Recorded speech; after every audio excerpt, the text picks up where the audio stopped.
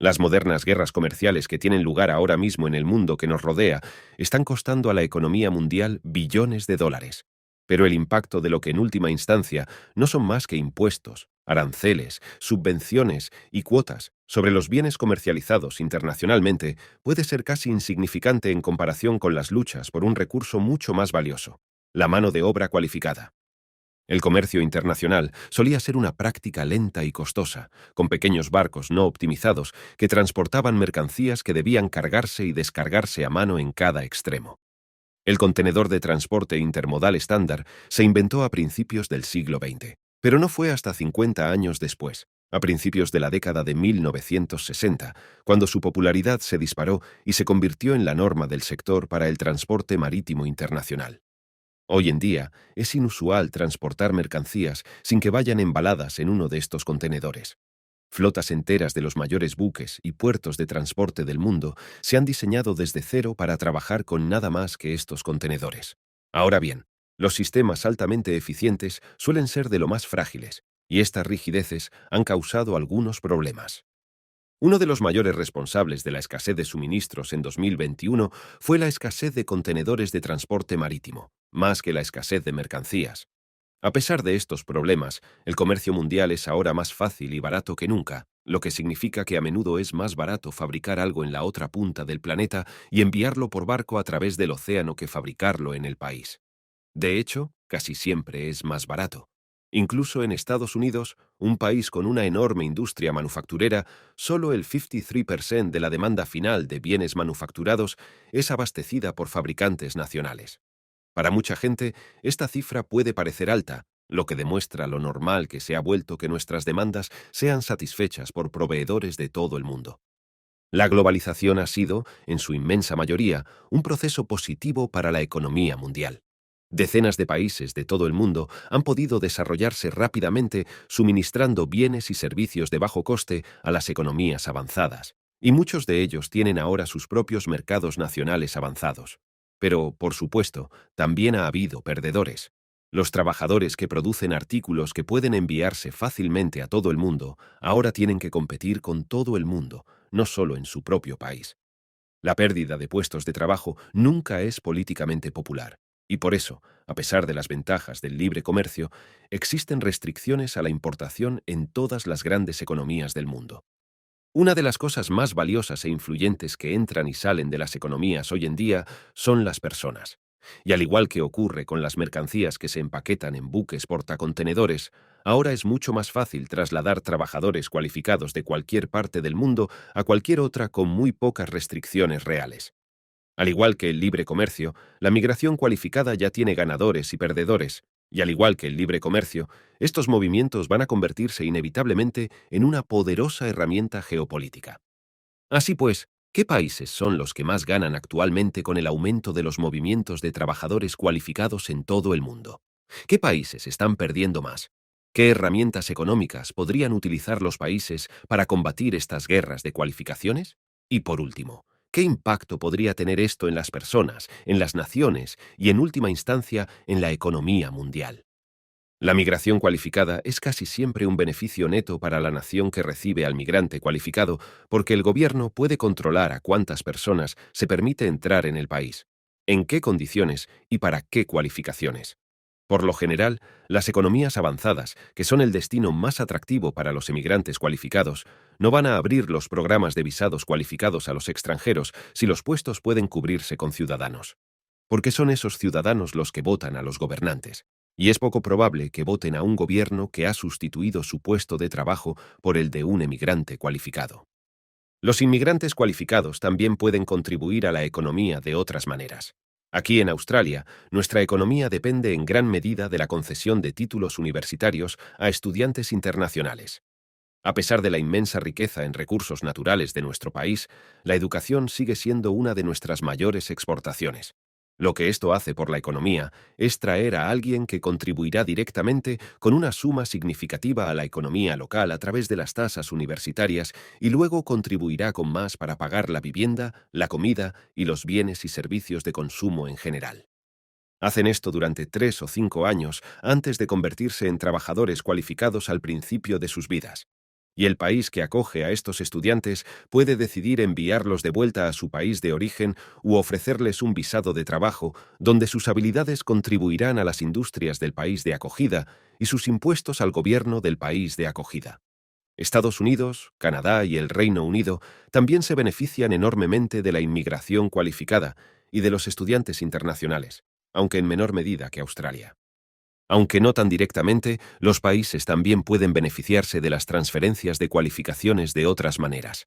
Algunos países, sobre todo los que están desarrollando grandes proyectos económicos, suelen atraer a trabajadores expatriados, que son diferentes de los trabajadores migrantes, cualificados porque solo pretenden estar en el país durante un tiempo determinado. Aunque el país de acogida no se queda con los trabajadores cualificados y dependiendo del tiempo que el expatriado permanezca en el país, puede que tampoco obtenga ingresos fiscales por su trabajo. A veces puede ser un acuerdo aún más beneficioso porque los trabajadores llegan justo cuando se les necesita. Aplican sus conocimientos al desarrollo de un proyecto y luego se marchan. Cuando Taiwán estaba ampliando rápidamente su infraestructura industrial en los años 70, trajo a miles de trabajadores expatriados para ayudar a diseñar y supervisar estos proyectos únicos en una generación.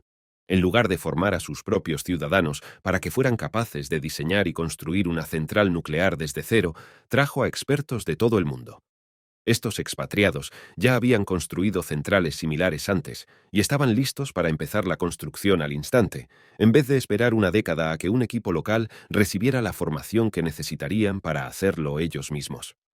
Estos conocimientos tampoco serían muy útiles una vez construida la central, porque en los 50 años transcurridos desde entonces, Taiwán solo ha construido 2 centrales nucleares más, y 2 de ellas están siendo desmanteladas. La construcción de grandes proyectos como este es un ejemplo extremo, pero en la actualidad hay proyectos similares en todo el mundo. Los estados del Golfo llevan décadas construyendo intencionadamente grandes megaproyectos.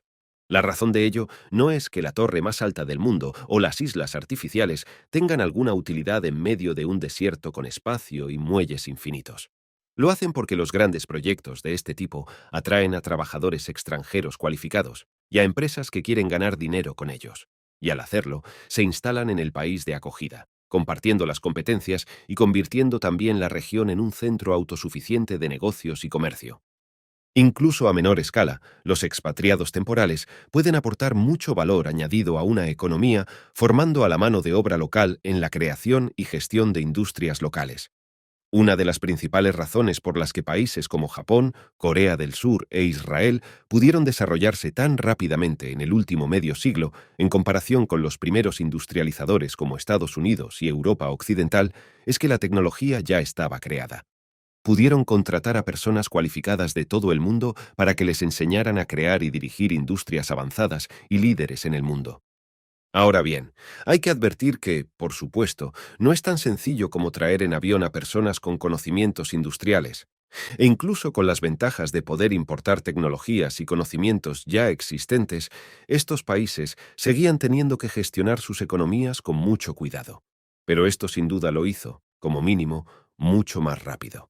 Hoy en día, todos estos países contribuyen de forma importante a la economía mundial.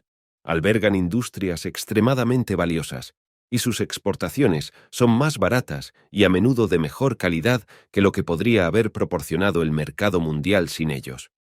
Parte de la razón del desplome de los precios mundiales del transporte marítimo que analizamos al principio de este vídeo se debe a los astilleros que se construyeron en Corea del Sur.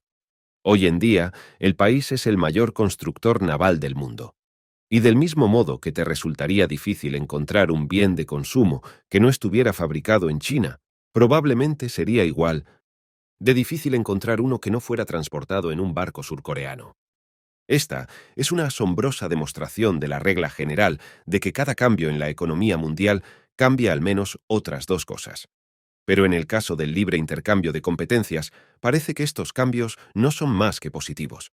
Pero al igual que el libre comercio de bienes y servicios en todo el mundo, el intercambio de cualificaciones ha tenido aún más ganadores y más perdedores. Durante nuestra investigación sobre este vídeo, tuvimos la suerte de hablar con el Dr. Billeri, decano de Bocconi, una de las mejores universidades de Italia. Sus reflexiones fueron fascinantes, no solo por su distinguida carrera como educador, sino también como alguien al frente de un país muy afectado por la libre circulación de mano de obra cualificada en todo el mundo. En realidad, Italia es un emisor neto de licenciados más que un receptor neto, y esa es una de las partes de las que se queja el país. Así que nos encantaría tener más gente con un título en lugar de dejar que se vayan a otros países. Así que creo que, desde la perspectiva del país, es un problema, sobre todo si eres uno de los países emisores.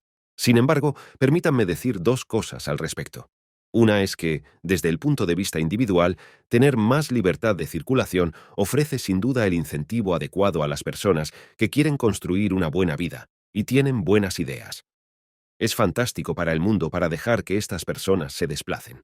El segundo punto de vista es que tenemos que entender, desde la perspectiva de la competencia por el talento, que los países que están perdiendo a estas personas, quizá porque tienden a estar sobreeducadas para el nivel de la economía de ese país, deberían pensar seriamente en las oportunidades que en un país o región concretos se dan a estas personas.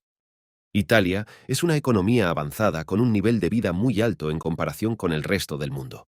Pero su economía se ha ido quedando rezagada con respecto a sus homólogas de Europa Occidental, que, a su vez, se han ido quedando rezagadas con respecto a muchas otras grandes economías avanzadas de todo el mundo. Estados Unidos, en particular, ofrece oportunidades de empleo a los jóvenes trabajadores cualificados de Italia. El desempleo juvenil es elevado, y el subempleo juvenil, en el que la gente trabaja en empleos que no aprovechan sus cualificaciones y normalmente ganan menos de lo que podrían, es también un problema importante. La definición de empleo que utiliza la mayoría de los economistas para las estadísticas nacionales de desempleo es cualquier persona mayor de 16 años que haya realizado al menos una hora de trabajo en la semana anterior.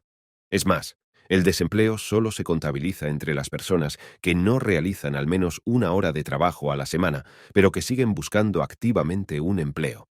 Con más trabajo en la economía gig, que puede dar fácilmente a la gente una hora de trabajo sin proporcionar realmente los beneficios a los trabajadores o a la economía que vendrían de un trabajo típico que añade valor en un papel cualificado, las cifras de desempleo a menudo suenan mejor que la realidad.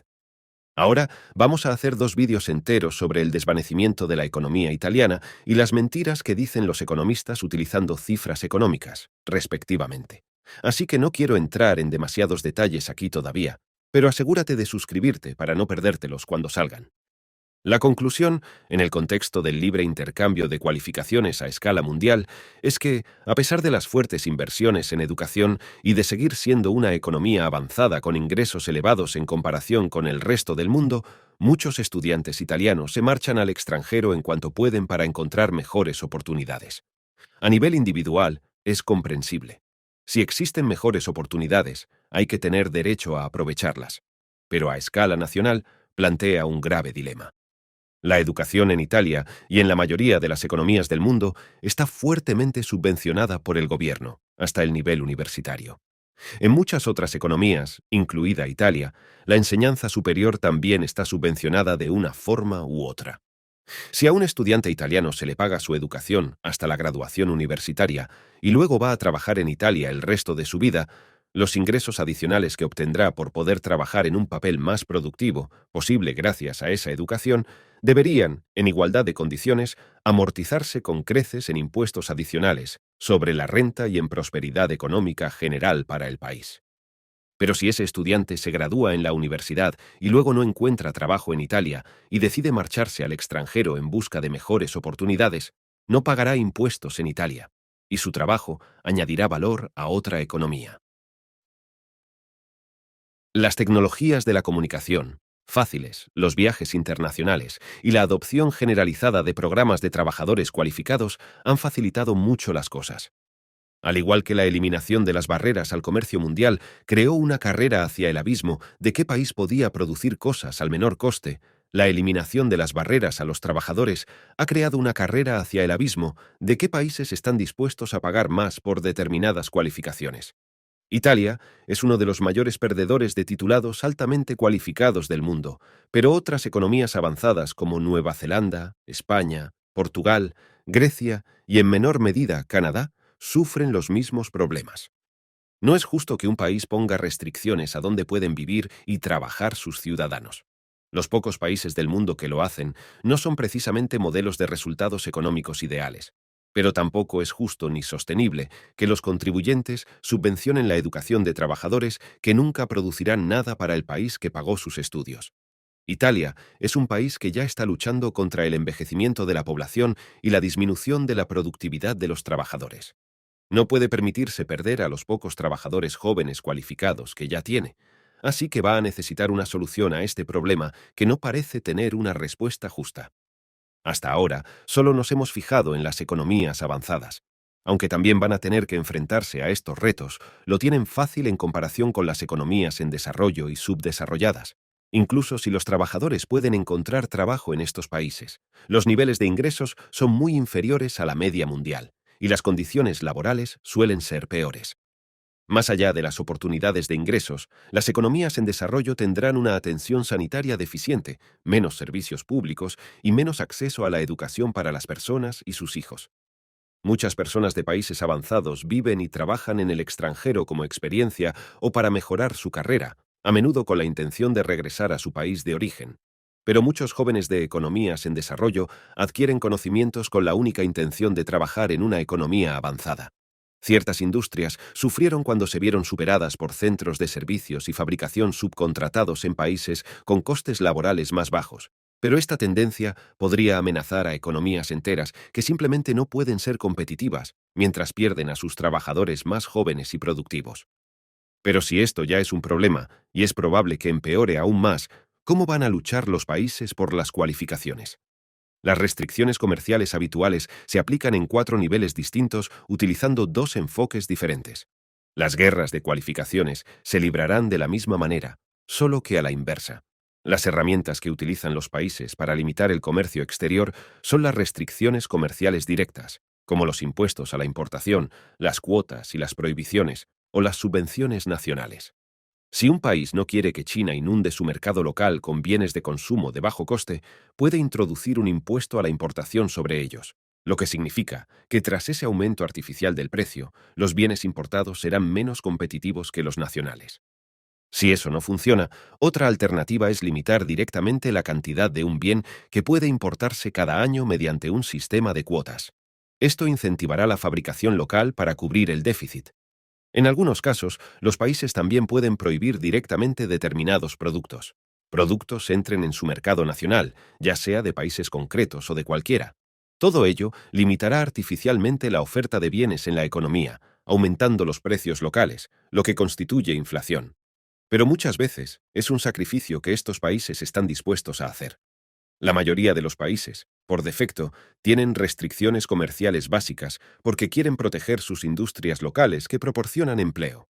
Pero dadas las ventajas del comercio mundial, celebran acuerdos comerciales para eliminar estas restricciones con determinados socios comerciales. El ejemplo más obvio es la Unión Europea, que obliga a todos los países a comerciar libremente entre sí sin ninguna de estas restricciones.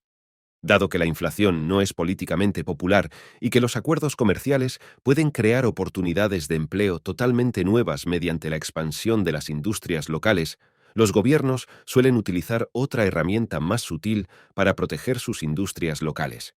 Si el país que intenta defenderse de los bienes de consumo baratos importados de China se viera obligado a eliminar sus aranceles, cuotas y prohibiciones como parte de un acuerdo comercial, podría conseguir el mismo resultado simplemente subvencionando a las industrias locales. Si las empresas nacionales recibieran subvenciones o acceso a programas de recompra garantizados por el gobierno, podrían seguir operando de forma competitiva y seguir empleando a gente. Esto podría hacerse en forma de impuestos bajos, viviendas con descuento, puestos de trabajo garantizados o alguna combinación de todo ello. Todavía es poco frecuente, pero algunos países, e incluso ciudades, han aparecido en los titulares ofreciendo casas por $1. Y países como los estados del Golfo antes mencionados también se están haciendo atractivos para los trabajadores al tener impuestos muy bajos. Lo que están haciendo estos países es ofrecer subvenciones para atraer a trabajadores cualificados. Esto no suena tan mal hasta que nos damos cuenta de que los gobiernos también pueden utilizar herramientas como los aranceles y las prohibiciones totales. Un arancel consistiría en gravar con impuestos a los trabajadores que abandonan su país de origen, además de los impuestos que tendrían que pagar en el país en el que acaban trabajando. Esto se denomina fiscalidad basada en la ciudadanía, a diferencia de la fiscalidad basada en la residencia, que significa que las personas pagan sus impuestos solo en el país donde viven y trabajan, aunque sean ciudadanos de otro país.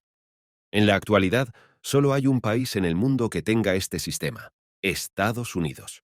Otros países tienen versiones más específicas de estas normas fiscales, según las cuales los ciudadanos tendrán que pagar impuestos en su país de origen si se trasladan a un paraíso fiscal. Pero cada vez son más los países que se plantean un modelo similar al estadounidense, para seguir beneficiándose de sus trabajadores cualificados, aunque los pierdan. Para los países en desarrollo, esto podría ser una gran oportunidad. El gobierno podría generar muchos más ingresos fiscales enviando a un trabajador al extranjero, a un país de altos ingresos, que manteniéndolo en el país y grabándolo en un puesto de trabajo con ingresos más bajos. Si los países pudieran hacerlo, los trabajadores cualificados podrían convertirse en una exportación muy valiosa. Pero hay problemas. Los países que quieren trabajadores cualificados no están obligados a compartir con su país de origen cuánto gana un trabajador inmigrante o expatriado. Desde luego, los países en desarrollo no tienen la capacidad ni la influencia de Estados Unidos para obligarles a cooperar. La forma más extrema en que los países podrían ganar la batalla por los trabajadores cualificados es simplemente prohibiendo que sus propios ciudadanos con determinadas cualificaciones trabajen en el extranjero. Obviamente, esto ocurre en regímenes autoritarios como Corea del Norte, Rusia y, anteriormente, la Unión Soviética, e Irán en menor medida. Pero incluso los países avanzados, abiertos, libres y democráticos han empezado a aplicar algunas restricciones sobre dónde pueden y no pueden trabajar los trabajadores cualificados. Por ejemplo, los ciudadanos o residentes estadounidenses, con conocimientos en la industria de los semiconductores, no pueden trabajar en la industria tecnológica china. Se trata de una medida motivada más por la geopolítica que por la pura economía, pero ha demostrado que es posible y podría continuar en el futuro. Lo lamentable de cualquier restricción, ya sea de bienes, servicios o personas, es que se produce a expensas de la prosperidad de la economía mundial. En conjunto, el mundo es hoy mucho más rico y próspero que en cualquier otro momento de la historia. Y eso es, en parte, gracias a estas libertades. Libertades que también pueden ofrecer una vida mejor a millones de personas. Esperemos que, antes de empezar a librar guerras de competencias, los responsables políticos consideren que una mejor cifra del Producto Interior Bruto no significa mucho si se produce a costa del modo de vida de su pueblo. Gracias por vernos. No olvides suscribirte al canal si te ha gustado el video para seguir subiendo más contenido como este. Nos vemos en el siguiente video. Hasta la próxima.